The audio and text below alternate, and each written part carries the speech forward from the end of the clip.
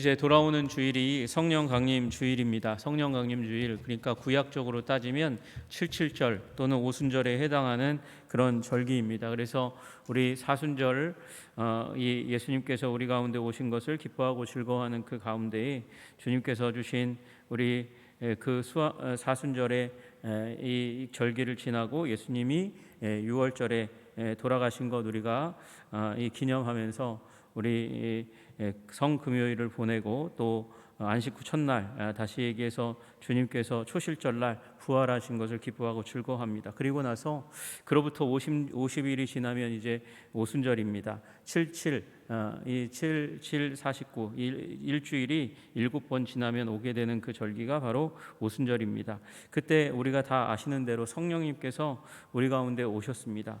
성령님은 기독교에 있어서 예수 그리스도가 이제 대체 불가능한 존재인 것처럼 성령님도 마찬가지입니다. 여러 가지 교리 중에 하나가 아니라 우리 삶에 가장 가까이 오시는 하나님, 그래서 우리 심령 가운데 계시는 하나님, 핵심적인 교리이어서 우리는 성령님으로 더불어서 우리는 신앙생활을 한다고 해도 과언이 아닐 것입니다. 우리 가운데 오셔서 우리 안에 거하시며, 여기 안이라고 얘기하는 건 한 사람 한 사람의 마음의 영혼의 안일 뿐만 아니라 우리 공동체의 안입니다. 거기 안에 거하시면서 임재하시면서 우리에게 가르치시고 인도하시고 격려하시고 굳게 하시는 살아계신 하나님 성령님이십니다. 우리 그 성령님에 대한 말씀을 오늘 나누려고 합니다. 오늘 이미 알고 있는 내용들이 많이 있을 거예요. 그러나 그 가운데 우리가 하나님의 말씀, 성령님에 대한 말씀을 굳건하게 잘 받아들이시고 굳건한 신앙생활 살아가시는 여러분과 제가 되기를 주님의 이름으로 축복합니다. 인생 가운데 함께 하는 존재가 있었으면 좋겠다라고 생각할 때가 언제세요? 저는 아주 어렸을 때 이제 밤 그 깊은 어두움이 이제 드리워져 있을 때 부모님 심부름으로 구멍가게를 다녀올 때가 있었습니다. 근데 그때는 이제 거리에 가로등이 그렇게 많지 않았어요. 참 희한한 건 달은 계속해서 따라온다는 거죠. 달이 이 등이 없으니까 달이 떠 있고 달이 마치 거기 그대로 있는 것처럼 그렇게 보였고, 그리고 계속 쫓아오는 듯이 보였습니다. 그런데 달이 별로 없는 날은 너무도 두렵고 무서운 거예요. 그게 더 증폭됐던 시간들도 있습니다. 언제냐? 외갓집 갔을 때. 외갓집, 여름이나 겨울에 외갓집 가면 외갓집은 거기 마을에 한 5집 정도밖에 없어요. 그리고 예안에서 이제 예안 그 끝에 있는 마을 중에서도 제일 끝에 마을이 외갓집이니까 밤에 별이 많지 않은 날에는 아주 그냥 칠흑 같습니다. 그런데 그때 화장실 갔다 오려고 치면 얼마나 무서운지 몰라요. 정말 무섭습니다. 그런 가운데 누가 함께 있으면 그래도 화장실을 갔다 오기가 굉장히 쉽고 어두움에 있기가 굉장히 쉽죠. 여러분, 그런데 여러분 세상 살아갈 때 내가 어둠 가운데 혼자 살아가고 있는 것 같은 느낌, 그런 느낌 없으십니까? 여러분, 그때 누군가가 함께 있다면, 그러나 여러분 다 아시잖아요. 내가 힘들 때, 가장 두려울 때는 사람이 다 떠날 때입니다. 그때 우리 주님께서는 여러분과 함께 계실 수 있습니다. 우리 성령님과 함께하는 원리를 배워가시기를 주님의 이름으로 축복합니다. 우리 하나님께서는요, 인류 역사를 이끌어 가실 때 하나님이 가까이 오시는 방식으로 인류의 역사를 이끌어 오셨습니다. 왜 그렇습니까? 하나님께서는 우리 사람을 하나님과 함께 하여야만 하는 존재로 그렇게 지으셨습니다. 우리 다 아시다시피 아담과 하와를 지으셨고 동산에 두셨을 때, 동산 에덴에 두셨을 때 그때 디자인하신 것은 인류가 주님과 함께 더불어서 동거하는 구조였습니다. 독처하는 것이 좋지 않아요. 왜 좋지 않습니까? 함께하는 것을 하나님께서는 디자인하셨고, 특별히 하나님과 함께 함께 살도록 그렇게 디자인하셨습니다. 근데 문제는 죄로 말미암아 우리가 하나님과 단절되었다는 것입니다. 물고기가 물을 떠나서는 살 수 없듯이 새가 하늘 없이는 하늘에 그 공기가 없다면 비행을 할 수 없잖아요. 그래서 그 날개와 공기 없이는 살 수 없는 것처럼 우리 영혼도 하나님의 임재 없이는 진정한 생명을 누릴 수 없도록 그렇게 하셨습니다. 문제는 죄로 말미암아 우리가 하나님과 단절되었다는 것입니다. 하나님의 임재로부터 멀어졌어요. 여러분, 그런데 하나님께서 그 임재로부터 떨어져서 참된 생명을 누릴 수 없는 보는 우리들에게 인류의 역사는 다가오시는 역사입니다. 우리가 하나님을 찾기도 전에 하나님께서 우리를 찾아오신 역사, 그것이 구원 역사인 줄로 믿으시기를 주님의 이름으로 축복합니다. 우리 다 아시다시피 인류는요, 아담과 하와의 범죄로 말미암아, 이 범죄는 하나님 없이 내가 살 수 있다는 것입니다. 아담과 하와가 범죄한 본질적인 내용은 내가 하나님같이 되어서 하나님 없이도 살 수 있다. 그런 그 사단의 꼬임 가운데서 선악을 알게 한 나무의 열매를 먹은 것이에요. 여러분, 우리도 이 세상 가운데 살아가는 사람들도 마찬가지입니다. 하나님의 진리 없이, 성경 말씀 없이도 살아갈 수 있다. 그리고 하나님이 주시는 하나님의 임재, 교회 없이도, 진리 없이도, 성경 없이도 살아갈 수 있다. 이것이 인류가 가져온 지식의 발전의 기저 가운데 있는 반 기독교적인, 반 하나님적인 생각입니다. 그런 가운데 하나님은 우리 가운데 오시는 하나님이세요. 그런데 오시는데 구약의 하나님은 어떻게 오시냐? 제한적인 사람들에게 제한적인 장소에 오시는 하나님이셨습니다. 왜 그렇습니까? 하나님이 그만큼 깊은 어둠 속에서 찾고 찾으셔야만 했기 때문에 그렇다는 것 우리가 기억하시면 좋겠습니다. 여러분, 우리 하나님이 언제 어떻게 임하셨냐? 구약 가운데 하나님의 임재를 분명하게 드러냈던 때는 어디냐면 지성소였습니다. 지성소 대제사장이 1년에 한 번, 그것도 피를 가지고만 들어갈 수 있는 곳, 그곳에 하나님께서 영광 가운데 임하셨습니다. 쉐키나의 영광 가운데 임하셨습니다. 여러분, 그래서 하나님은요, 특별한 장소에 아주 제한적으로 제한된 시간에만 임하셨습니다. 그리고 그 하나님이 또한 사람에게 임하실 때가 있는데, 사람에게 임하실 때도 왕이나 선지자나 제사장에게, 하나님께서 특별한 사명을 주신 사람들에게만 하나님의 영이, 성령님이 임하셨습니다. 그래서 이 구약에 나타난 하나님의 이 임재는 두려운 가까움이라고 얘기할 수 있을 거예요. 제한되고 특별하며, 그리고 두려움 가운데 가까이 오신 그런 이 임재였습니다. 여러분, 초월적이시며 거룩하신 하나님께서 특정한 장소, 특정한 사람들에게만 임했으니까 제한적이라고 얘기할 수 있고요. 그리고 그 가운데서도 하나님은 죄 없는 곳에 임하시는, 그래서 죄 있는 곳에는 어마어마한 이 진노를 베푸시는, 두려움으로 임하시는 하나님이셨습니다. 가까이 오시는데 두려워요, 제한적이에요. 여러분, 그래서 A.W. 토저라는 분은 그렇게 얘기했어요. 하나님은 먼 곳에만 계시는 하나님은 아니신데, 문제는 우리 가까이 계시는 하나님이시긴 한데, 그 가까움은 두려움 없이 받아들일 수 있는 친밀함이 결코 아니다. 거룩한 떨림 속에 느껴지는 임재다, 그렇게 얘기했어요. 지금도 마찬가지입니다. 지금도 마찬가지예요. 우리가 그럼에도 불구하고 친밀하게 하나님의 임재를 구할 수 있는 이유가 뭐냐? 여러분, 우리의 죄가 예수 그리스도 안에서 해결됐다는 믿음이 있기 때문이지, 여러분, 우리가 예수님이 인류 역사 가운데 나타나지 않았다면 여전히 우리는 하나님에 대해서 거리감을 느끼고 두려워하는 그 가운데 있었을 거예요. 여러분, 그 구약 가운데 임했던 그 하나님의 임재는 우리 가운데 주시고자 하셨던 임재의 최종판이 아니셨습니다. 왜 그렇게 얘기할 수 있습니까? 출애굽기 29장 45절에 그렇게 말씀하세요. 내가 이스라엘 자손 중에 거하여 그들의 하나님이 되리니. 미래형이에요. 여러분, 이미 출애굽기 19장에 이스라엘 백성은 내 백성이다, 그렇게 말씀하셨어요. 근데 그게 최종판이 아니라는 거예요. 거기 시내산에서 이스라엘 백성들 가운데 하나님께서 자기 자신을 드러내시고 음성을 드러내시고 말씀하셨음에도 불구하고 하나님은 미래형으로 그들의 하나님이 되겠다 말씀하시면서 내가 이스라엘 자손 중에 거하여 그들의 하나님이 되겠다, 이렇게 말씀하세요. 그러니까 지금 시내산에서 보여주시고 출애굽기 29장까지 하나님께서 드러내신 그 드러내심이 완전한 드러내심이 아니라고 말씀하세요. 내가 그들의 하나님 여호와로서 그들 중에 거하려고 그들을 애굽 땅에서 인도해낸 줄을 알리라. 나는 그들의 하나님 여호와니라. 여러분, 아직 그들 가운데 그들의 하나님 여호와로 완전히 보여주기 시작하셨지만, 그러나 완전히 끝낸 것은 아닙니다. 하나님이 언제 이 일을 마무리하실까요? 여러분, 우리 오늘 말씀의 주제이신 성령님께서 오실 때 그렇게 되는 것이죠. 오실 때요. 여러분, 다 아시다시피 구약에 수많은 성령님의 오심에 대한 메시지가 있습니다.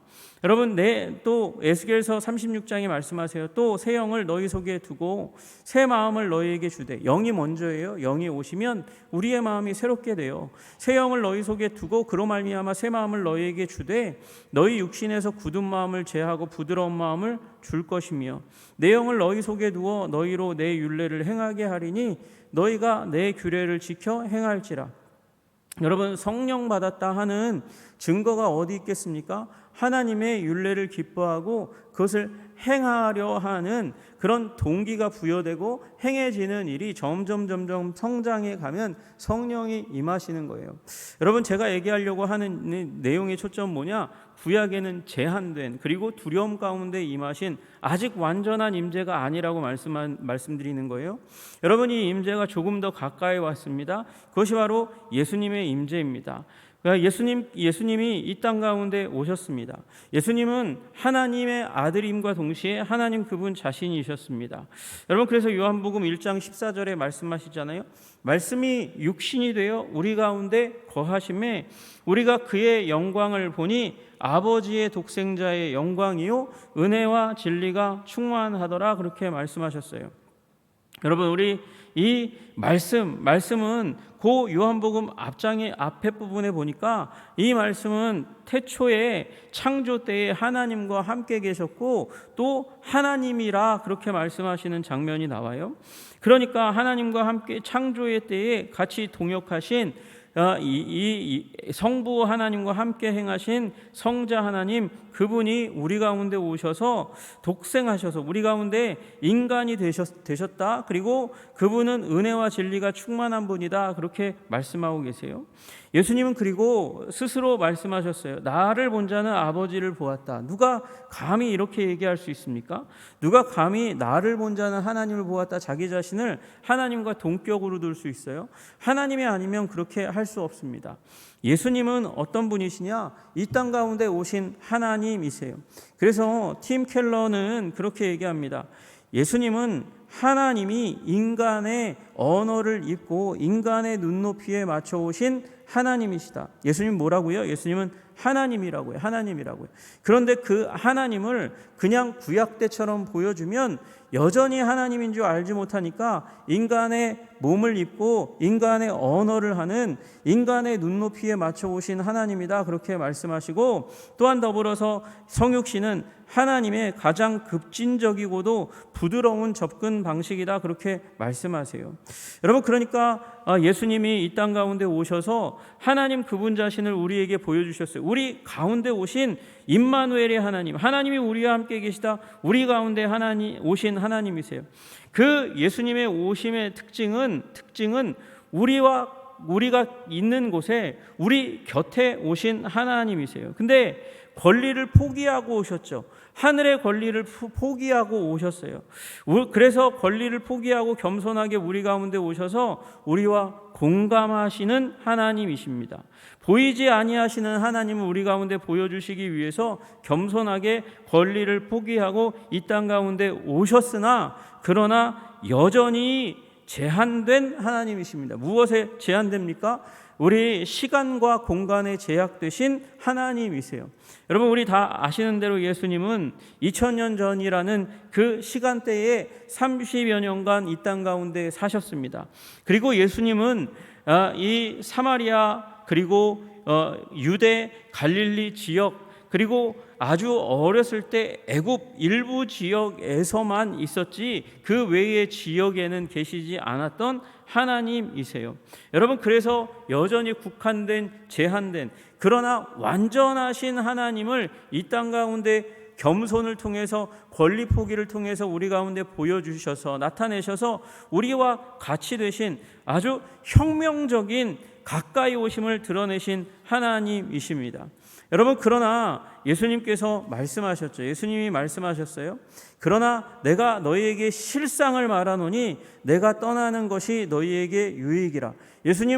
예수님이 부활하실 것도 다 아시고 말씀하신 거예요.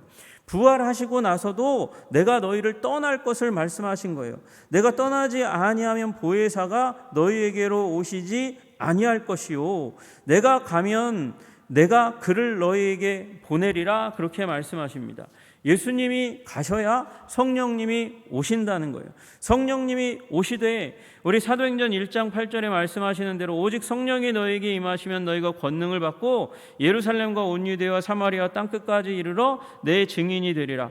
여러분, 여기에 나와 있는 말씀의 부가적인 의미가 무엇입니까? 성령이 오시면 지역적인 제한을 벗어나서 예루살렘과 온 유대와 사마리아 땅끝까지 우리 성령님께서 동시 출몰하시며 동시에 일하실 것을 말씀하시는 것이죠.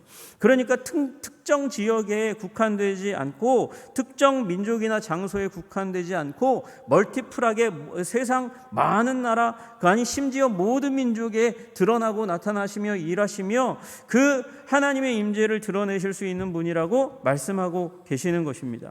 그리고 예수님이 말씀하신 대로 오순절날 성령님이 오셨습니다.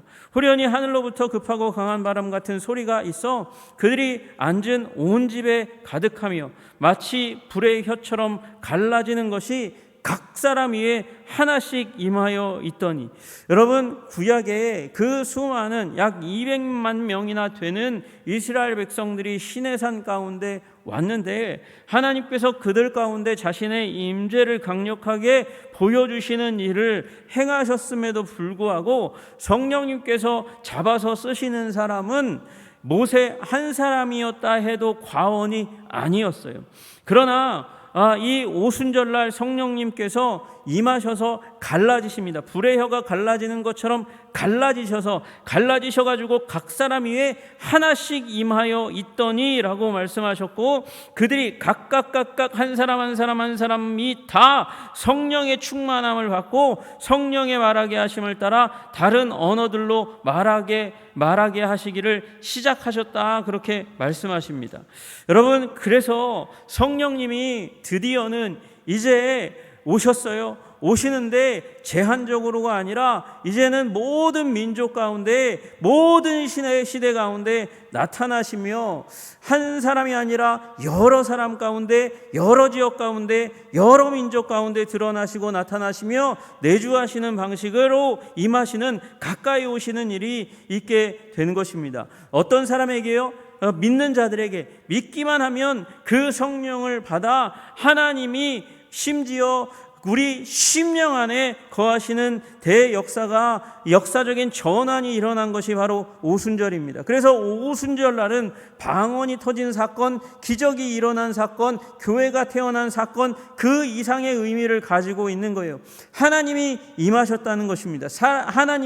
하나님이 임하셔서 사람의 마음 가운데, 영혼 가운데 살고 계신다는 일이 눈앞에 보여진 것이 바로 오순절날 성령의 역사이며, 그 가운데 남자와 여자를 가리지 않았고, 그리고 노소를 가리지 않았고, 종이나 자유자를 가리지 않고 임하신, 제한을 집어 던지신, 파괴하신 무제한적인 하나님의 임재를 우리 가운데 허락하신 것입니다.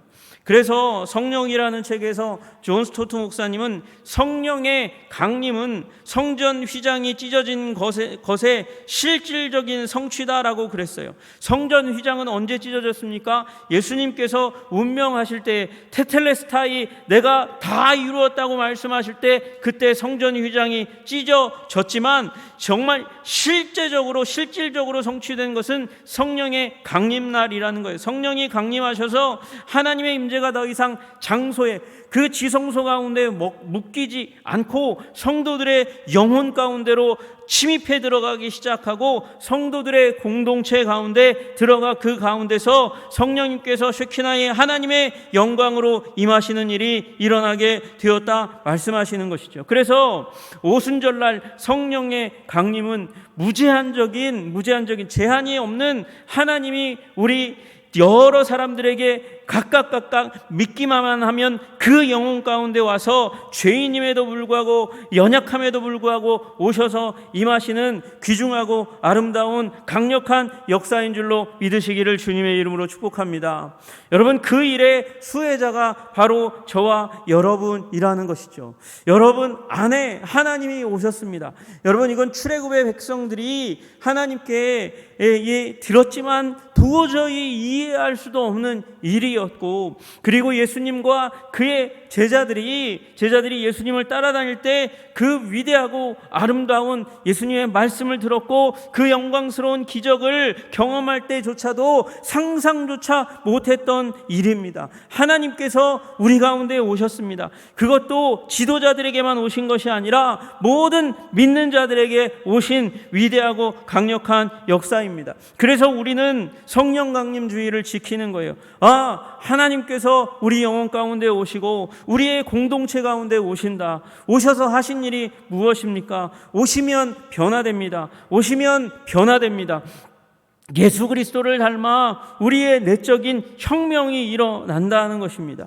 여러분, 두려움에 사로잡혔던 그 제자들이 예수님을 만났고 성령을 받으니까 성령 받은 다음에 위대한 전도자가 됩니다. 성령 충만 받으며 두려움 가운데 있었던 제자들이 예수님을 죽였던 그 복음의 대적자들, 예수 그리스도의 대적들 앞에서 담대하게 복음을 전하는 일이 일어나게 되었습니다. 그리고 그들이 그 가운데서 무슨 박사학위를 한 것도 아닙니다. 공부를 열심히 한 것도 아닙니다. 기도했을 뿐인데 우리 오늘 주신 말씀대로 요한복음 16장 13절 14절에 말씀하시는 대로 그러나 진리의 성령이 오시면 그가 너희를 모든 진리 가운데로 인도하시리니 그가 스스로 말하지 않고 오직 들은 것을 말하며 장래일을 너희에게 알리시리라. 성령이 오셨어요. 진리 가운데 인도하셔요. 진리 가운데 인도하시면서 내적인 혁명, 변화가 일어납니다.